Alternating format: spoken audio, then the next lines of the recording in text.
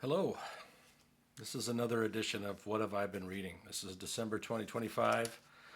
Um, I've been doing a lot more back on YouTube, but I've been actually listening to audiobooks on YouTube.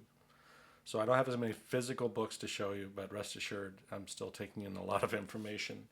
So again, I like to approach my reading as someone who is interested in stories and storytelling, archetypes, things that will hopefully make me a better songwriter. So that's the approach that I take my reading. Um, and it's been fun to get back into it again after several years of not picking up books and reading as much as I used to. I used to read quite a bit. So going back to, I think what I talked about last time is I'd bought this book called Intentional Tarot. And again, the reasoning behind it is that there's a lot of symbology and archetypes that are at play in these cards, and thought so. I thought, you know what, I'd like to just have that not be a mystery to me, and so I ended up getting two books total, and I even bought a deck and started just looking at the cards more deeply and thinking about them and things. And there is some interesting stuff here. If you're interested in learning some of it, look up The Fool's Journey, and it's supposed to be a whole journey of the inner self, as a way of self transformation and things like that. There's a lot of interesting ideas about different events that can happen in a person's life that can change you.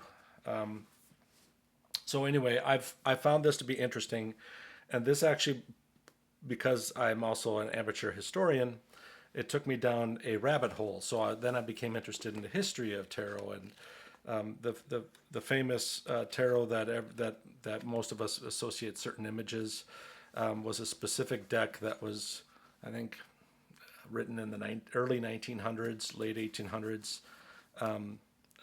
and that brought me into other things. So the people that wrote those decks were part of secret societies, which is very big in the 1800s, all the way through like the 1950s, I think. It was a pretty big deal. So between like the Masons, and there's the Rosicrucians, there's the Hermetic Order of the Golden Dawn.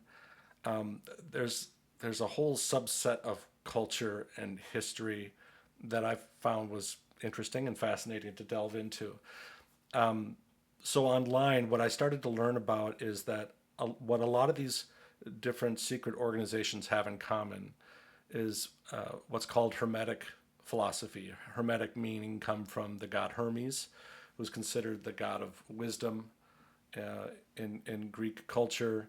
And Greece also liked to equate their gods with Egyptian gods to prove that even though Egyptian gods are older, that their gods are the same. They just named them something different. So Hermes and Thoth or Thoth are supposedly the same god. And I discovered that there is a text from like the year 100 that's been translated into English, that's called Hermetica, the Greek Corpus Hermeticum, and the Latin Asclepius. And it's kind of like a discord, like a dialogue, like kind of like the Plato, Aristotle kind of dialogues. And having read a lot of the older texts, Greek texts for philosophy and things like that, Stoicism, and it's interesting that there's a lot of through lines there. So I found that Hermetic philosophy is very interesting, uh, and so I started digging a little deeper there. There's a book that was written in the early 1900s that claims to have the modern take on Hermetic philosophy, but when I went back to the ancient texts, I saw some loose associations, but not quite how they put it together here. But it's called the Kabbalion. It's written by the three initiates. That's the author. And so again, this is like during the time of those secret societies, and I think people felt like they'd be persecuted if they were to share these ideas and put their name on it. So a lot of these stuff are written under pseudonyms and things like that. But I will say there's a lot of philosophical, interesting ideas about self and purpose and the universe, and what are some maybe basic truths or laws to the universe. And when you read a book like this, especially because it was written in the 1900s, it's had, 100 years to kind of permeate our culture. A lot of these ideas won't feel foreign because they're so ingrained in how we think in even modern day psychology and things like that. Now, one thing you'll notice if you start going into the fringes of these conversations, there's some people that believe that because of this idea that we all create a universe in our own mind because we're all individuals, and so we have our own perception of what blue is, for example. So we all have our own conception of the universe. They also believe that you can somehow manipulate it or control it, which again, from my point of view, that's partially true because I think we do manifest, if you will,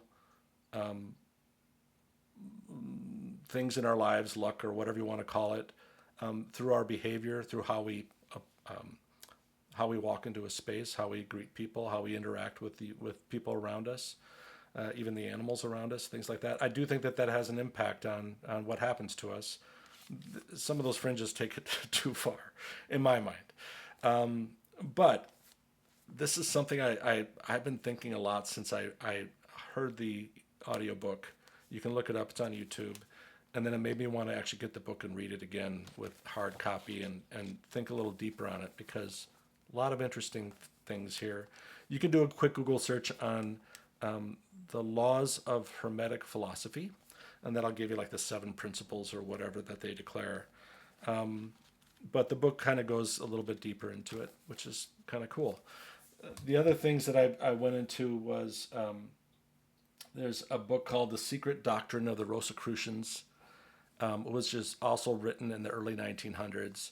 I'm about halfway through listening to the audio book, and it's a lot of, I guess, apologetics is what I would call it, where it's trying to prove that they're right by the current scientific experiments that were happening in the early 1900s, which I haven't followed up on that research, but it doesn't. It sounds like they're trying to force to say, see, we're right because this experiment, which is non-conclusive, proves our point. So far, that's what I'm getting out of that book. I'm kind of waiting to see if there's anything, and any kernel of ideas that I want to take with me from there. Okay. I will point out, though, that the imagery in the tarot and the whole thing around kind of life paths and journeys in terms of archetypal humanity, right? I have taken those ideas already. I've already incorporated some little nuggets into songs and things like that that I've recorded on YouTube already. And I think there's probably going to be more songs that are going to be inspired by some of the ideas and imagery out of that. We'll see. So another text that was written around, I believe written around the year 100, at least according to the earliest findings, is the Bhagavad Gita. So this is a book that I've been looking to read since I was probably about 20. I think I bought a really thick book, and that thick book just had so much notation. And me being a geek nerd, I felt like I had to read every footnote, and so I couldn't get through it because I got too bogged down in it. So I never finished it. So with this one, I purposely found a version. This is translated by Barbara Stoller Miller. So I wanted to find a version that just had just a clean interpretation of it, and no footnotes. There are footnotes in the back to tell you some of the words that the translator used and what the original Hindu word is. I think that is helpful because there are some words, swapping out one word for another word that means a whole concept, things do get lost in translation. However, I was able to read through this very quickly. And what I thought was interesting is that this was written in the year 100. And the Hermetica was written in the year 100. A lot of very similar ideas. There's a lot of concepts around, even though there's all these different Greek gods, they're all actually aspects of the same thing. Kind of this, spiritual concept of we're all one or we're all connected somehow, even though we see separate aspects of it in terms of individuals, animals, minerals, things like that. Or, the Hindu religion has many gods and the Greek religion had many gods. But I think both of them kind of believe that even though they manifest in separate gods, they're actually all part of the same thing, and interconnected. Interesting. The other one that I read too is the Celtic Myth and Legend by Charles Squire. I wasn't sure if I'd like this because just looking at it, right? Like these pages are really dense, and I thought, oh, this might be a slog. But compared to the Neil Gaiman Norse mythology one, I like this one a lot better because this one has a slight more academic approach to it, and it tells the stories much more straightforward. Like this is what the oldest text that we have. This is what it said, and then it might even give you some background to say there's other texts that contradict this, just so you know. Or we found texts with very similar stories from different parts of Europe. So not just in like Ireland or Britain, but we also found some of this in France and different places. So I really appreciated kind of the academic and historical nature of this.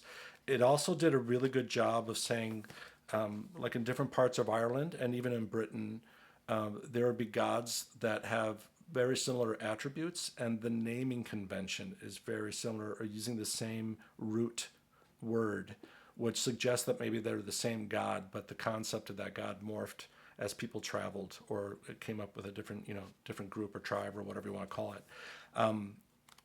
So in that way too, that was just interesting to see how ideas and stories spread and how names and thoughts change. The other thing I liked about this book is that it starts off in Ireland. The first half is Ireland, and the second half is all Britain. And talking about what we know about like the Arthurian legends, it does mention that we know less about Britain because the Romans conquered them much sooner. And Christianity also took over a lot sooner and tried to destroy any kind of remnants or ideas of the old gods, whereas Ireland was kind of conquered later. And by then, I think a lot of the texts had been able to survive to a point where they wouldn't be destroyed. So what's unfortunate is that in Britain, we don't have quite the rich history as we do in Ireland, because a lot of those stories were either morphed or destroyed.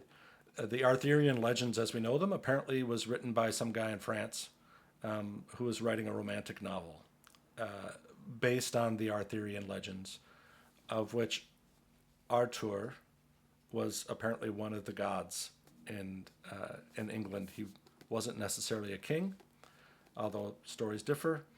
But I think that's interesting too, that the King Arthur, that as we know it, was actually one of the main gods, and there were gods before him that came before him that were bigger and greater than Arthur was.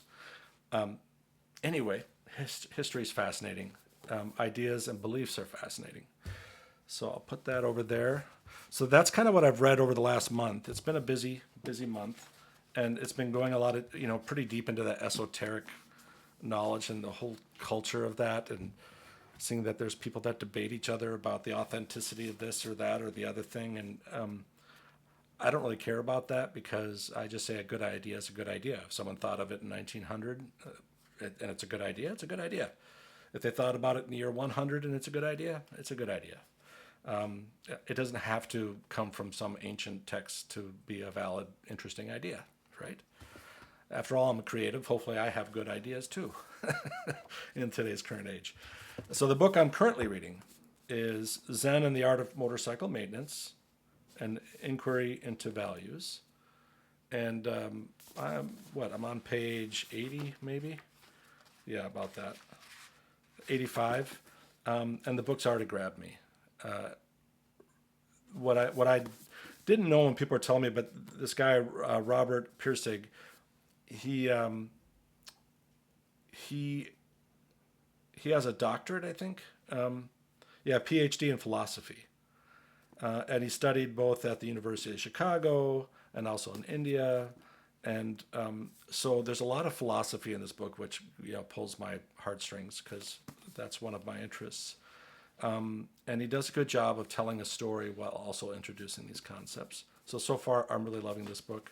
And then in parallel, I like to have a book of poetry nearby, just to kind of cleanse the palate and just read a poem or two.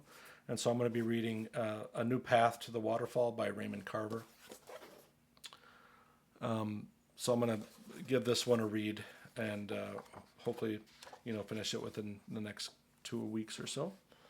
And I've got a whole slew of other books, but that's probably enough for one video. Thanks for watching. I'd be interested in what you're reading. I'm curious. So in the comments or whatever, just let me know what you're reading and let me know what piques your interest. All right. Happy December. Have a great new year.